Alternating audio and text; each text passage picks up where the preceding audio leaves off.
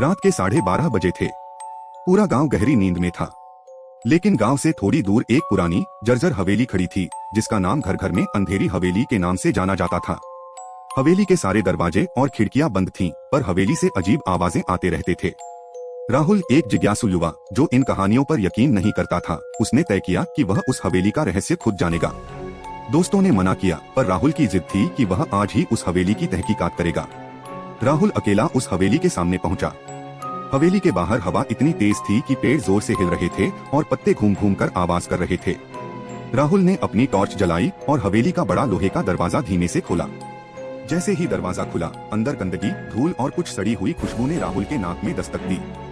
हवेली के अंदर का अंधेरा असामान्य था। टॉर्च की रोशनी जैसे खत्म हो रही थी और दीवारों से कहीं से भी सांसों की आवाजें आ रही थीं।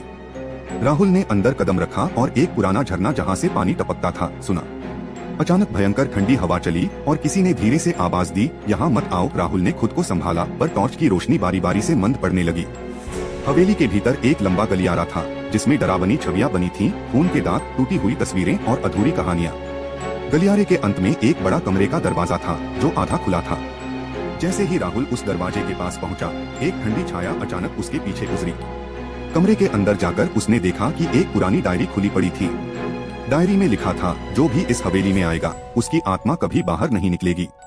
मैं हूँ नीलम, इस हवेली की पिछली मालकिन, जो अपने प्यार के बदले इस घर में फंस गई। राहुल ने पढ़ना जारी रखा कि नीलम को उसके प्रेमी ने धोखा दिया था और उसने पूरे घर पर एक शक्ति का श्राप लगाया था। रात के 12 बजते ही वह जो भी अंदर आए, हवेली उसका वश कर लेती। अचानक कमरे का दरवाजा जोर से बंद हो गया। राहुल फंसा हुआ महसूस करने लगा। हवेली की दीवारें धीरे धीरे आपस में सिकुड़ने लगीं और दीवारों से बाहर अनोखी आवाजें आने लगीं, हंसी, रोना, चीखें। राहुल ने दरवाजा खोला, पर वह बाहर नहीं निकला, बल्कि एकदम अंधकार में फंस गया। जैसे जैसे वह आगे बढ़ा, एक सपनों जैसा दृश्य सामने आया। नीलम की आत्मा सामने थी, उसका चेहरा फीका और खिंचाव भरा और आंखें खून की तरह लाल थीं।